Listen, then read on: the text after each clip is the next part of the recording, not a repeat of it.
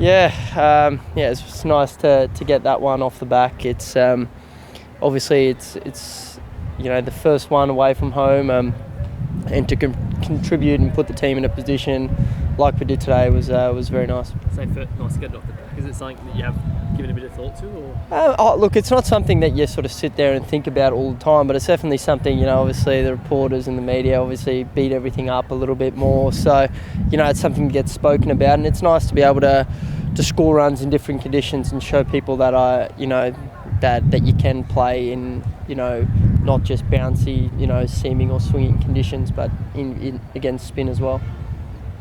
You have to construct your innings differently, not just in this subcontinent, but that pitch to the previous pitch as well. Were they that different? They looked a lot different.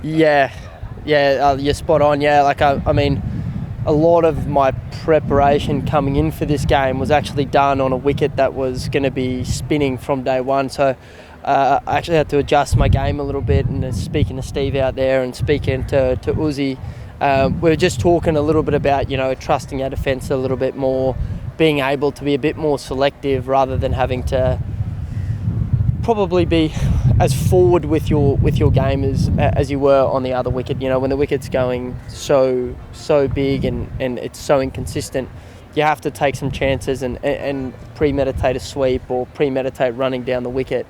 So, on that wicket, you could trust your defence a little bit more and use those other options as boundary options rather than surviving options. Are you surprised what you got today, given what the last wicket was last match? Were you surprised it wasn't a bit more than there was certainly a little bit of talk about that just around the traps and some of the word we were getting that they were going to make it a better wicket. But I didn't really look at the wicket till today. So I didn't really try and invest too much in, but I certainly, coming in and that wicket was a lot nicer to bat on and just trust your game. Had to make sure that I adapted my game a little bit and didn't go as hard as I probably would have if the wicket was going big. Having said all that, about being better with Marnus, were you then surprised by the ball that you just before? Yeah, it's one of those, like you're looking to come down the wicket and then, obviously that bit sharply and bounced high.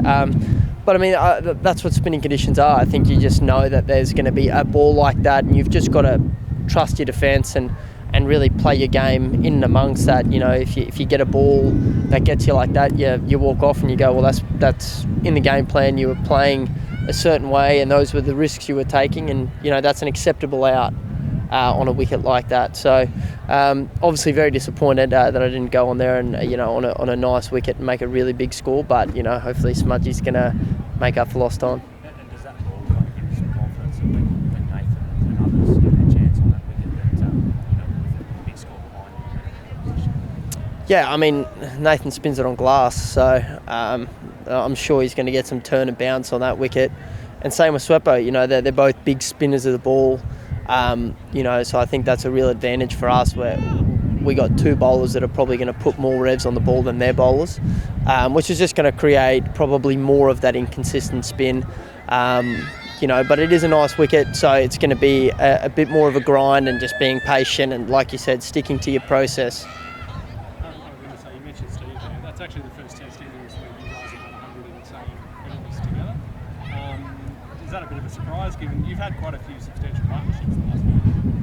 Yeah, now that you say that, I'm sort of thinking about it. Yeah, there's usually one of us getting out and one getting a big score. So, look, it was really nice to spend some time again there. We haven't batted together, for probably a 100+ run partnership in, maybe a few tests. I can't remember the last time, but it was nice to spend some time out there and just, build that partnership and sort of do it together and talk through it while we're out there. So.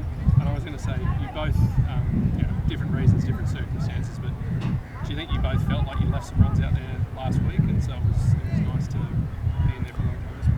Yeah, I think both of us felt like we've left some runs out there over the last fair few tests, so I think it was nice to cash in, when we got an opportunity. I mean, from last week, I was very disappointed, just probably just going away from my process rather than the dismissal. I think you're going to get out on that wicket eventually, but you just want to make sure you stick to your process, and obviously Smudge got run out, so that would have been very frustrating. But yeah, like I said, I think he looked. I think the boys said this morning when he rocked up to the ground, he was in that the smudge headspace, and he looked locked in. So just one on, you've been working, Barrett's written about this more than anyone, you've been working a lot on your kind of, slap sweep shot and sort of is it sort of lining up where you want the ball to be to play that shot and also sort of kind of placing it at will? Is that kind of it? Yeah, for me it's just about I sweep on length, so as soon as I see it up out of the hand, I just adjust the sweep to where the line ends up. So if it's wider, it goes straighter. If it's straighter, it goes squarer. So for me, it's just all on length, and that's how I sort of play it. So yeah, I've been putting in a lot of work on that, especially in these conditions with a bit lower bounce, just making sure you get the hands low and you don't get beaten underneath the bat.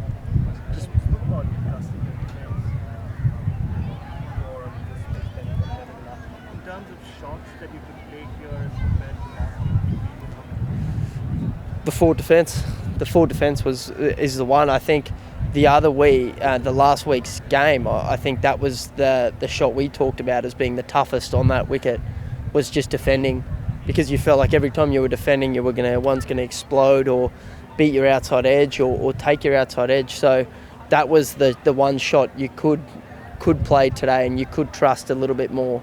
So you didn't need to put as much pressure on, because you were just able to build an innings more regularly. Last week, you had to be proactive, especially at the start of your innings, to get yourself in the game, put some pressure back on the bowlers to get those freebies.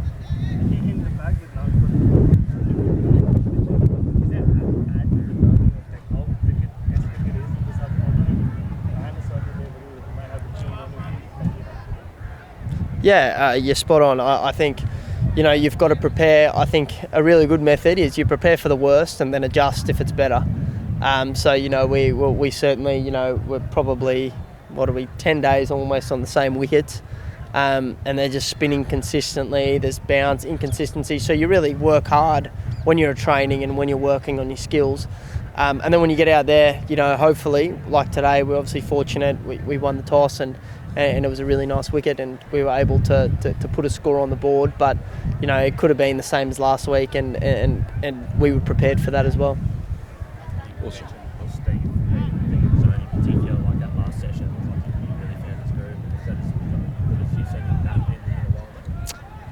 Yeah, I think with someone of his calibre, he almost never feels like he's out of form. It's just for him, and the standard he's set for his almost 90 games is so high that when that standard drops a little bit, his expectations are still at that really high level. So he's just a very harsh critic on himself, and he's set a standard for Australia for the last 9 years.